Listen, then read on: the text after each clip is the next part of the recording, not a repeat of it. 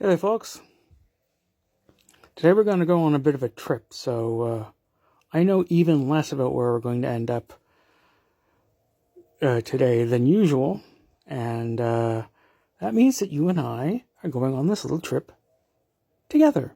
Isn't that nice?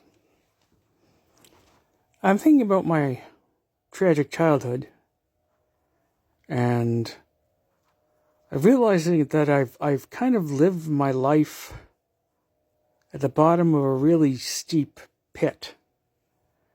That pit is where I retreated when I was being raped when I was 4. That was the thing that so many sexual assault victims can identify with, which is you just sort of take your mind away.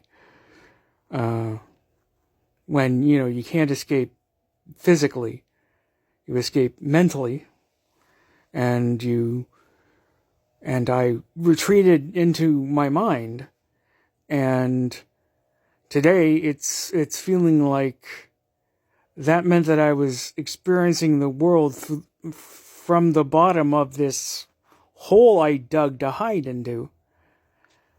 And I find myself periodically obsessing lately over how much the sides of those pits kept out from me, how unreachable I was. Even though seemingly I was right there in front of you. But there's walls to my world that I don't know that anyone could possibly have gotten over. It would have taken someone pretty extraordinary. I mean, two of the most important women in my childhood were my babysitter Betty, who took care of me basically from the ages of 3 to 6. 3 to when I started going to school, and therefore it became the government's problem. And the other was my 5th grade teacher, Mrs. Rogers. And they're both women with extremely strong personalities and an awful lot of determination and patience. And therefore they became really important people to me. They could get through to me. They meant something to me. They weren't just ineffectual but vaguely nice people like my other teachers. They actually cared enough to, be stern with me when the situation called for it, and make sure they actually got my attention, which the rest of the world didn't really seem to care about. So they could get through, but I mean, that was the exception, obviously. And it's worth noting that Mrs. Rogers was what I call an unreconstructed schoolmarm. She was not trying to be your friend like all the other fucking baby boomer era teachers.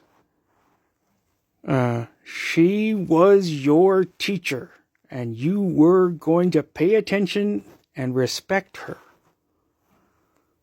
And that got through to me. But that meant that she was the teacher that the average kid hated. And the same thing happened with a math teacher in junior high.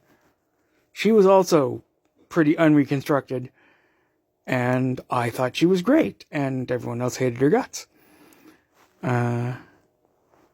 Now, I'm not sure what this says about me, It has occurred to me that it's possible that I'm slightly submissive towards women, at least women with strong personalities. But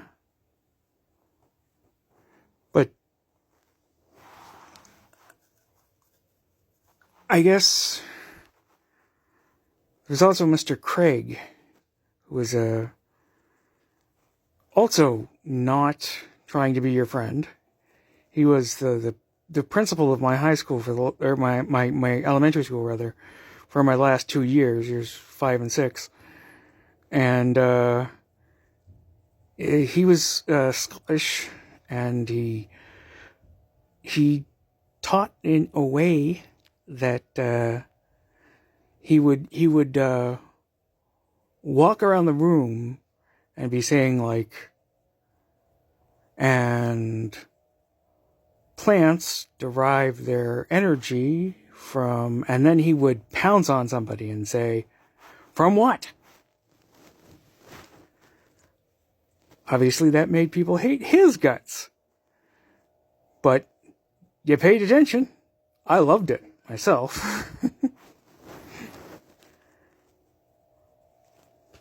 So yeah. I wonder about the walls of my world. I wonder what I have, without knowing, been keeping out. How I've been keeping people at arm's length. How arguably nobody's being able to get close to me. Not my fellow students, not my family, not my teachers, with a few exceptions. I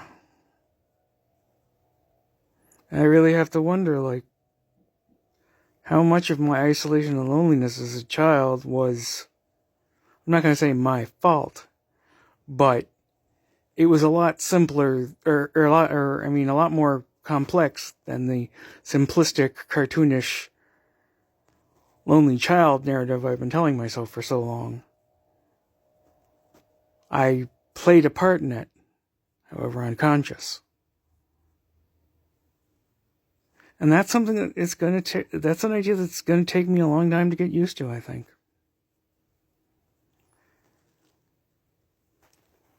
I guess that's all from me for today, folks. I will talk to you nice people again tomorrow. Bye-bye.